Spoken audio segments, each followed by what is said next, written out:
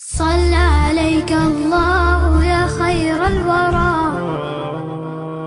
تعدد حب. سلام البنات، واش راكم؟ لاباس بخير؟ حوالكم لاباس؟ ان شاء الله هذا الفيديو يلقاكم لاباس.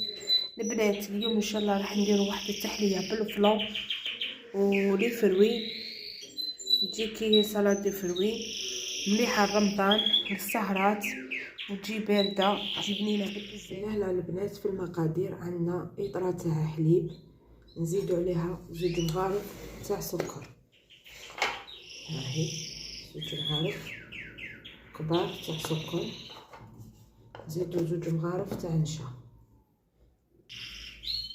هذه الغرفة، هذه زوج، نزيدو عليها زوج بطاط تاع فلان تاع لافاني تاع نوار،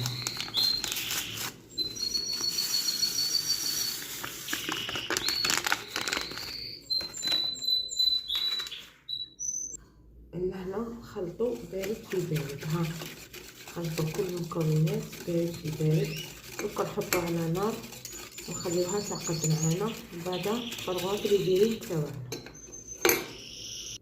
ها البنات لهنا طاب معانا الفلان تاعنا، دوكا نفرغوه لهنا في ليفيرين. تستعملوا ليفيرين اللي يكونوا عندكم، اللي ما فين تستعملوهم في الفلان.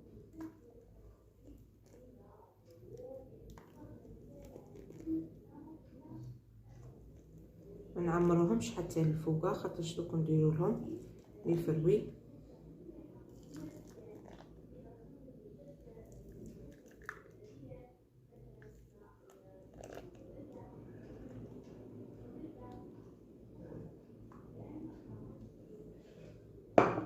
دوكا لهنا نحطوهم في الفريغو يبردوا ومن بعد نعاودو نولي. ها البنات لهنا عندي لي فروي، انا درت شويه فريز شويه بنان، واش عندكم؟ ها شويه كيوي، واش عندكم؟ خلطوها. ها البنات لهنا راهو الفلان تاعنا برد، نجيبو لي فروي اللي قطعناهم نديروهم هكذا من الفوقه،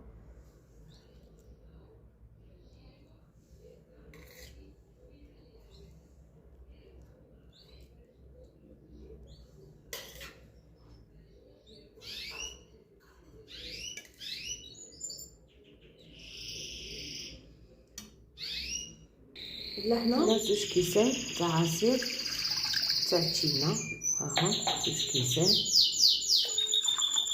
نزيدو عليهم زوج مغارف تاع سكر،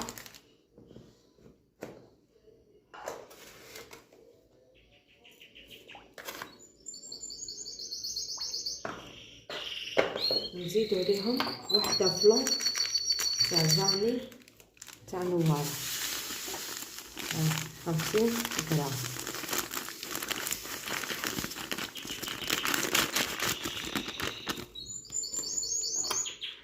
نحركو كيما هكا ونحطوها على النار. هذاك الجو اللي درناه تاع التشينا،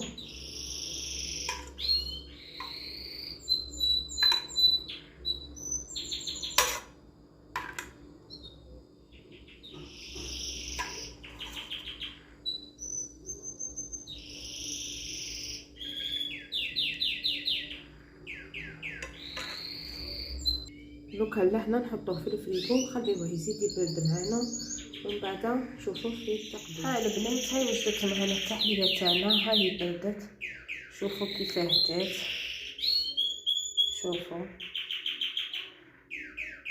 هاهي.